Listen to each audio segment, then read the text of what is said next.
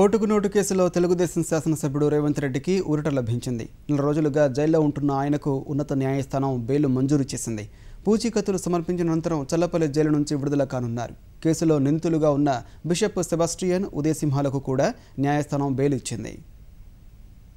తెలుగు రాష్ట్రాల్లో సంచలనం సృష్టించిన ఓటుకు నోటు కేసులో తెలుగుదేశం ఎమ్మెల్యే రేవంత్ రెడ్డికి హైకోర్టు బెయిల్ మంజూరు చేసింది.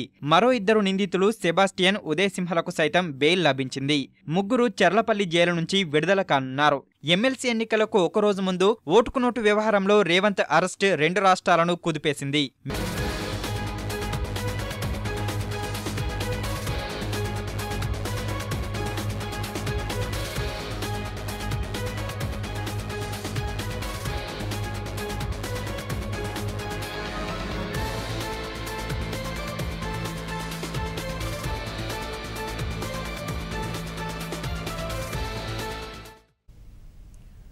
ఓటుకు నోటు కేసులో తెలుగుదేశం శాసనసభ్యుడు రేవంత్ రెడ్డికి ఊరట లభించింది.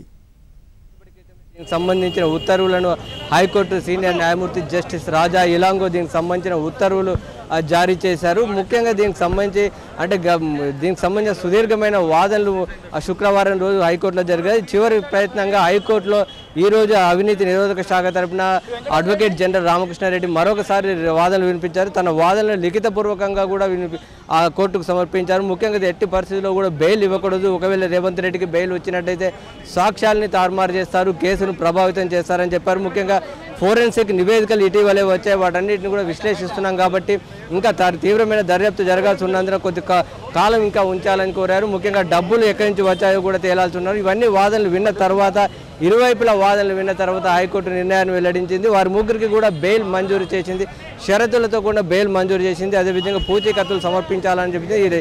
5 లక్షల చొప్పున ఇద్దరు పూచీకత్తులతో కూడా వ్యక్తిగత హామీ ఇవ్వాలని ముగ్గురికి కూడా షరతు విధించింది. అదే రేవంత్ రెడ్డి ఎట్టి పరిస్థితుల్లో కూడా తన నియోజకవర్గాన్ని దాటి వెళ్ళకూడదని కూడా షరతు విధించింది. ఎందుకంటే హైదరాబాద్లో ఉన్నట్లయితే ఇక్కడ ఎఫ్ఎస్ఎల్ అధికారులంతా కూడా ఇక్కడ ఉన్నారు, ఫోరెన్సిక్ విశ్లేషణలు జరుగుతున్నాయి కాబట్టి ఒకవేళ ఏసీబీ ఆందోళన కూడా దృష్టిలో ఉంచుకొని ఆ షరతు విధించారు. అదేవిధంగా పాస్పోర్ట్ను కూడా కోర్టుకు అప్పగించాలని పేర్కొన్నారు. ఏసీబీ అధికారులు ఎప్పుడు కోరితే అప్పుడు దర్యాప్తులకు హాజరు కావాలి, దర్యాప్తులకు పూర్తి స్థాయి సహకరించాలని కూడా కోరారు. ఈ ఇరువైపుల వాదనలు విన్న తర్వాత కోర్టు తన అభిప్రాయాన్ని కూడా వ్యక్తం చేసింది.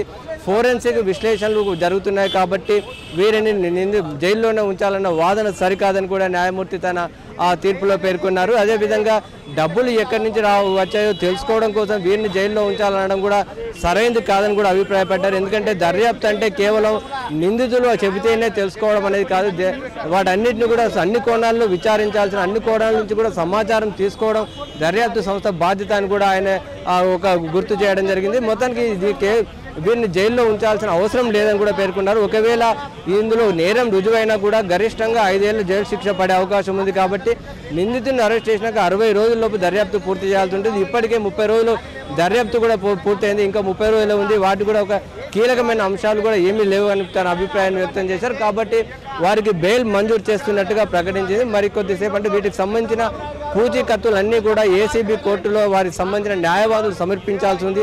అంటే 5 లక్షల రూపాయలు చొప్పున ఇద్దరు వ్యక్తుల పూచీకత్తులు, వ్యక్తిగత హామీ సమర్పించిన తర్వాత ఏసీబీ కోర్టు దానికి సంబంధించి ఉత్తర్వులు జారీ చేయాల్సి ఉంటుంది. విడుదల ఉత్తర్వులు జారీ చేసిన తర్వాత న్యాయవాదులు చెర్లపల్లి జైల్లో సమర్పించినట్లయితే వారి ముగ్గురు కూడా విడుదల చేసే అవకాశం ఉంది. ఈ ప్రక్రియ అంతా కావడానికి సుమారు సాయంత్రం వరకు ఆ నిందితులు ముగ్గురు కూడా జైలు నుంచి విడుదలయ్యే అవకాశాలు కనిపిస్తున్నాయి. మహారాష్ట్రలో దాచిపెట్టిన కాబట్టి వాళ్ళని కూడా ఇక్కడ